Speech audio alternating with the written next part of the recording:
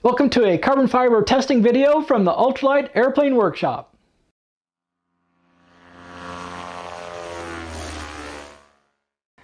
This video has been a long time coming. I've been thinking about it for almost a year since I made my first carbon fiber sample back in August of 2018. My initial desire was to find a composite carbon fiber setup that I could use to possibly replace some aluminum sheet. For example, the kind of aluminum sheet that's used on the all-aluminum ultralight, the Ultra Cruiser. So I started making carbon fiber sheets. Well, it took lots and lots of months before I finally got a successful vacuum resonant fusion of a carbon fiber sheet. So there were lots and lots of failures and a few successes. And I have about 18 samples here that I want to test. And I'm going to do a simple cantilever beam test where I hold a carbon fiber sample on one edge and then put a weight on another edge and then measure how far that part is deflected. And just using that, I can compare some of the carbon fiber sheets that I have to the aluminum to see if I can find at least a similar but hopefully better carbon fiber sheet that I could use to replace aluminum. Now, we probably could have done this back in June, but I got all excited once I finally had a carbon fiber infusion to work, and I started working on sandwiches of carbon fiber and foam. I finally got to a point now where those were pretty successful too, so I'm going to start making a series of videos on these carbon fiber sheets and these carbon fiber sandwiches, which I think has a greater potential for replacing the aluminum. In this video, we are going to do this simple cantilever beam test, and I'm going to show the details for doing 5 or 6 of them and for doing the aluminum. And then after I do that, which is the more entertaining part, then I'm going to go into a spreadsheet and compare all 18 tests that I did. If you're not a subscriber yet and you think you might like to see more of these composite tests, make sure you subscribe to the channel and click that little bell button and you'll get notifications when new videos are put up on the channel. Enjoy! This is my setup to test the carbon fiber bending property compared to a piece of aluminum sheet. I'm set up to have a rigid clamp on one edge of my sheet. The rest of it is free to move. I then have a measuring device, in this case a nice little square, over on this end with a nice bright red marker that I can use to see how far down my sheet deflects when I put some weight on it. And what I have for weight just happens to be something I had available, which is this piece of angle iron, and it weighs 71 grams. And what I do for my measurement is I put this piece of angle on the edge, about a 1/4 inch back from the edge, and then using my other camera, I get a nice long shot and I figure out where it started and where it ended, and that's how far it deflected. And what I'll do then is compare all of my sheets to figure out how far they deflect. Now, this is not going to give me any kind of absolute bending moment for the sheet. It's really just to compare the aluminum to the carbon fiber sheets that I've developed. Let's get to the testing. Now, the first item we're testing is our aluminum sheet. It is 6061 T6 aluminum, 16 thousandths thick, 12 inches by 12 inches. We'll mark where we start at. We will put our weight on, 1/4 inch back from the edge. I'm just going to eyeball that. Stop it from vibrating. Then we mark where it ends up, and we're going to compare that deflection distance to our carbon fiber sheets. Now, the first piece of carbon fiber we're going to compare is the very first one I did, which is a wet layup. And I'm going to give each of my carbon fiber sheets a sample number so I can keep track of which one's which. Now, this piece of carbon fiber, like I said, is a wet layup. It is 83 grams, 12 inches by 12 inches. And it is a 2 layers of a 2x2 twill.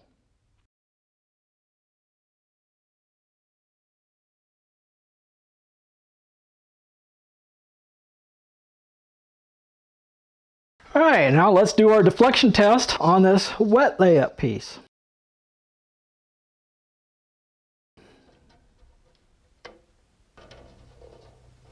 But deflected far, far less.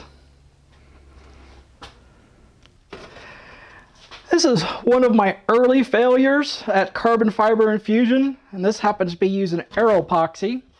But as you can probably see, it didn't even come close to filling in the weave on the mold side.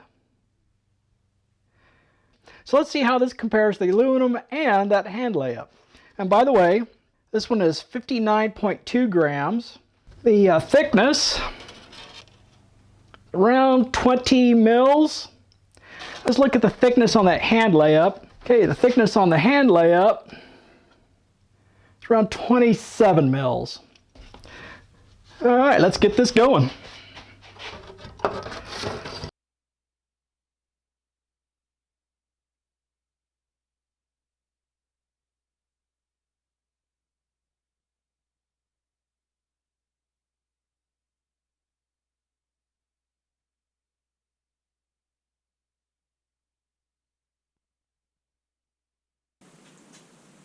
Well, I'll have to use the video to do a check, but I do believe that this one deflected even more than the aluminum did.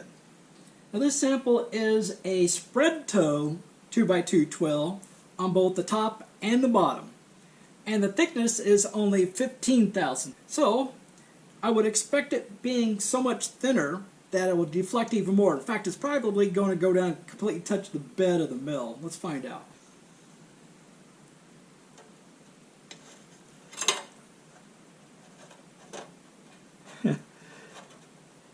Yep, so that one actually just deflects all the way down and touches the bed of the mill. So I didn't quite have it high enough to really test this one.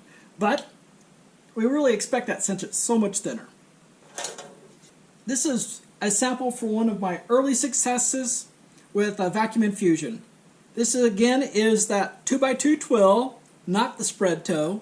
Thickness is around 21 mils, and it's right in the right range of 62 grams.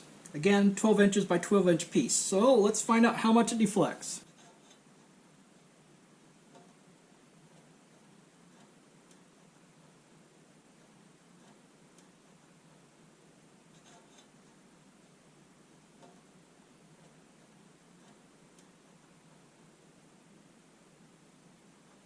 For this next test, instead of a 2x2 twill, we're using a 4-harness satin weave. Now it's the same thickness as the 2x2 twill, it's around 21 mils. So I believe that it's going to behave the same as that 2x2 twill. Let's find out.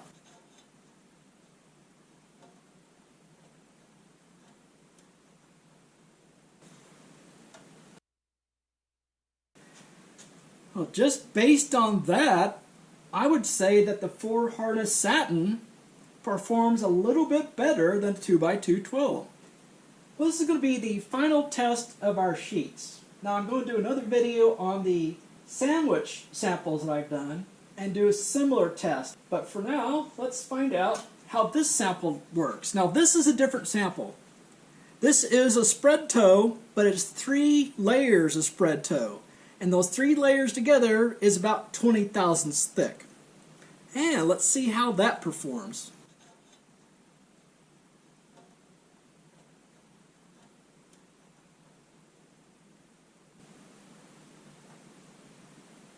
Well, just out as an initial guess, it looks to me like it performs similar to that satin toe.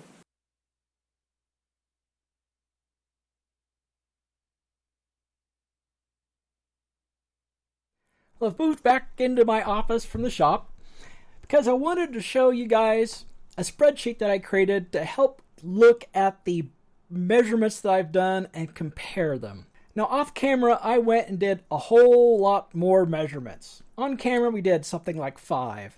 Off camera I did another 13 measurements. And I put all my data here into a spreadsheet so I can keep track of the measurements that I'm doing.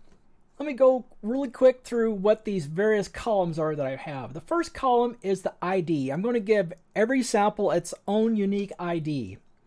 And part of that ID kind of tells me what the sample is at a quick glance. For example, If it's a sheet sample, the ID starts with an SH. If I do a sandwich sample, I don't have it here, but the ID would start with SW. And then the next two letters are the type of layup that I did for this part. So for example, a VI is vacuum infusion, a hand layup with no vacuum bagging was HL. If I do vacuum bagging, that will be a VB. And then I do a dash and then a number. Now this number here is not unique among all the parts. For example, I have several dash ones, but they are different over here in those designations. So for example, we have an SHHL-1 and an SHV1-1 down here. The next column is the layer schedule for the sample. So each line here will be a fabric that is in the layer. And I say here in this comment, the mold side is the top one. Then the next layer and then the next layer. So most of these are going to be the 2x2 twills to help differentiate different fabrics, because some toes are wider than others. I'll put how many toes per inch. So there's 13 toes per inch for this 2x2 twill. And then I'll also put the weight of the fabric. In this case, it's 200 grams per square meter. Next column is the orientation for each one of these layers. Most of them are 0 degrees and 90 degrees. That's the direction the toes are running in the fabric. Now I could turn the fabric 45 degrees, and this would have been plus 45 and minus 45. Next column is the epoxy that I used. The column after that is the date that I made the part. The temperature is in the next column. That's the cure temperature for the part. After that, we see the thickness that I measured for each part. I also weighed each part. I put some comments in another column that will help me understand how these parts otherwise might be differentiated. For example, a successful vacuum infusion or how many voids I'm seeing over on the mold surface side. And then after this, we'll start putting in test data columns. And the only test we got right now is the cantilever beam test. And I'm putting some data in here for what I expect the size of the parts to be. So the length, so from the clamp on one edge of the part over to where I put the weight on the other edge of the part. So that's almost 11 inches. They're 12 inches wide, and that weight I'm using on the end is 71 grams. Now I'll use this data later to figure out things like what the modulus of elasticity is for the parts. Well, let's get into the measurements that we did. Now, of course, we're comparing against aluminum, so I put aluminum in here. And we've already looked at what the result for the beam test was there. We had a deflection of 43 meters, and of course the aluminum weighs 101 grams. And then that next test we did on the video was the hand layup sheet. Now it weighed 83 grams, so it's less than the aluminum, and it did not deflect very much. It deflected 25 millimeters. And that's basically because the thickness is pretty high. It's almost 30 mils thick. It's not quite twice as thick as the aluminum is. And so when we start looking at some of this other data, we'll see that thickness really makes a significant difference. So plausibly, we could just do hand layup and get a much stiffer skin than we would with the aluminum by just using this hand layup carbon fiber. Now it's going to weigh quite a bit, not as much as the aluminum, but hopefully we can do better. Now this pink area are almost all the same parts. The only difference you're going to see is the epoxy that I used, and it turns out that epoxy difference really is not a measurable difference over in the deflection. And then the other difference will be the cure temperature, and I'm not really seeing a difference there as far as the beam deflection goes. The weight is almost the same between all of these, very close. We got some down around 59.5 and some up, I think this is the biggest one, 61.8 grams. So they're all fairly close together. Here's another 61.8 grams. So when we come over and look at our beams, deflection, they're almost all right around 55 millimeters. So it deflected more than the aluminum. So that means that this sheet is less stiff than the aluminum. So this really might not be a good substitute for the aluminum, although it is far, far less weight. And don't forget, we couldn't do a direct one-to-one replacement because we have to add paint to protect the carbon fiber from sunlight. And that would be about another 10 grams on a 12-inch by 12-inch piece. So you would really need to add 10 grams to all this carbon fiber, which brings this hand layup close to the aluminum. And let's see, the minimum bend we had is around 53 millimeters. There did not seem to be any difference on whether the vacuum infusion was a success or if we had voids in the crimps over on the mold side. Still got about the same deflection, which surprised me a little bit. I thought having voids over in the crimps would cause the deflection to be just a little bit more, but it doesn't appear to have really done much. So that's really all the significant data that I have on these vacuum infused 2x2 twills. We do have this one odd outlier, which was a 68 millimeter deflection on this part. And I'm wondering if I just made a mistake on my measurement and it should actually be 58 millimeters.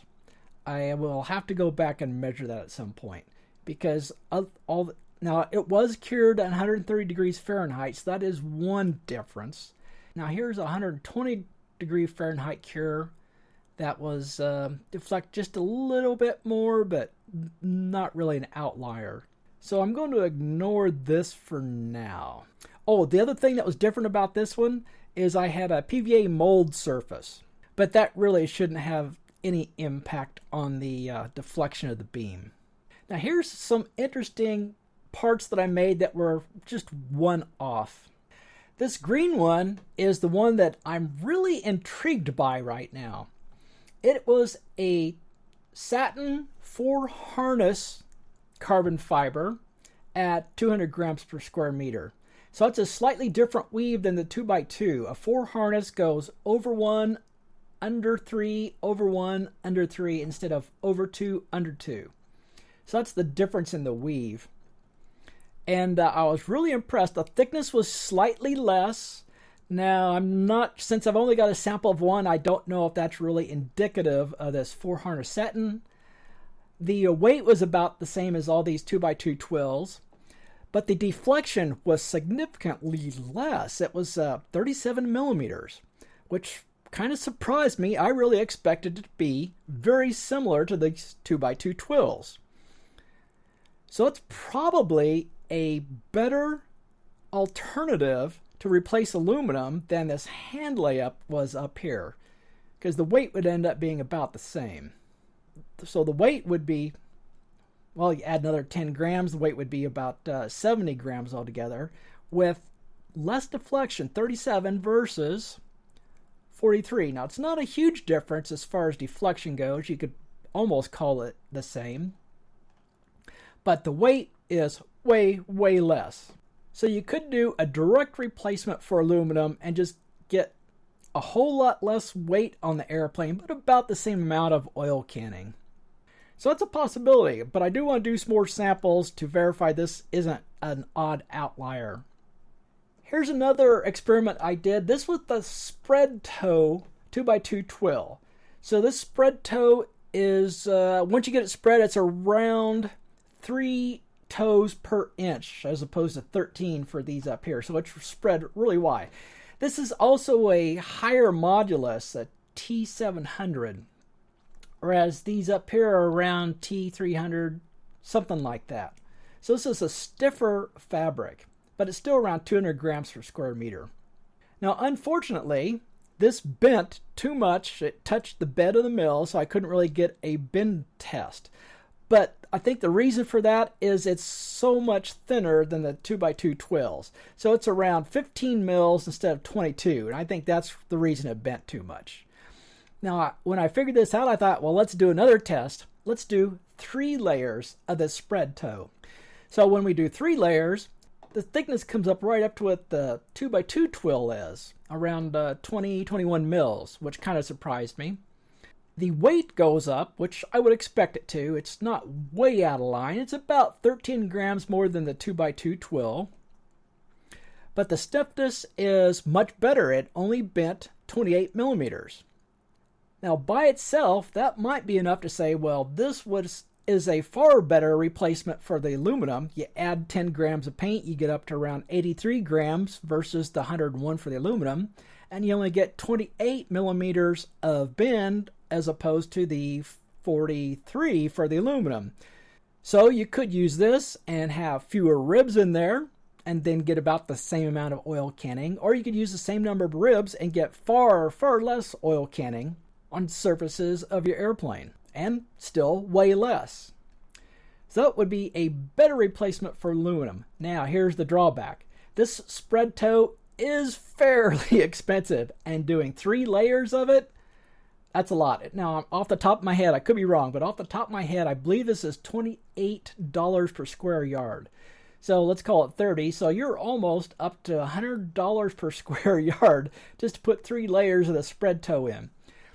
So it would be reasonable to use this if you had small areas that had a lot of shear force to it.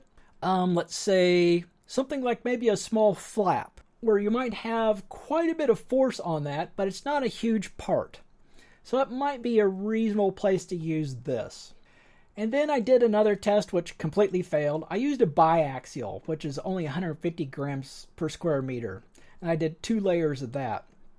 And it bet way too much to actually be measured. And it's really thin, of course, which is why it's only 13 mils thick. But it's very light, 41.2 grams. Now, you could possibly consider using 3 layers of this. The issue with this biaxial is it's not woven. So you're going to have essentially 2 layers for each layer of this fabric.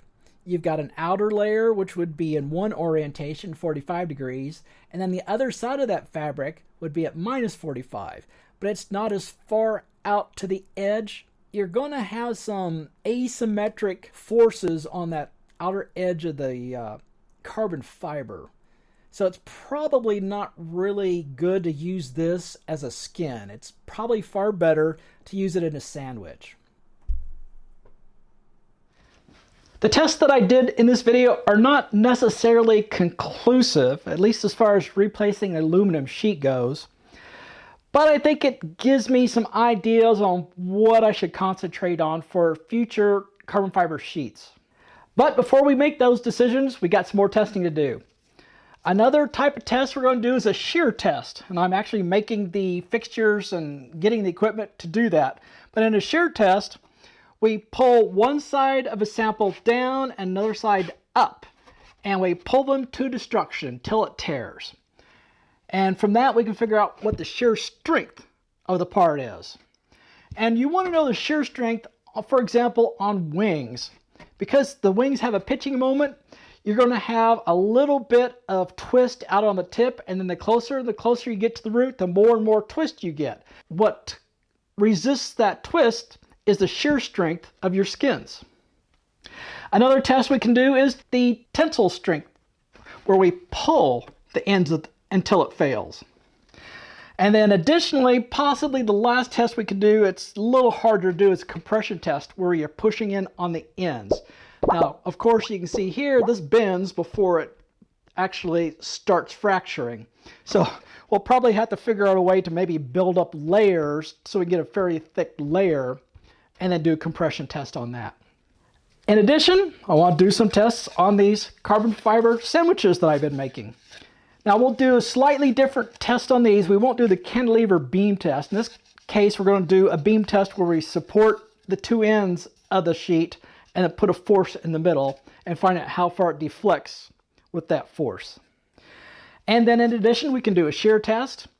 We can do a tensile test, which we shouldn't need to do. We should have a pretty good idea what the tensile strength is for the skins once we do the sheet tests. And then we can do a compression test. But the most important test on these will be that beam test. Well, you can look forward to those videos coming up.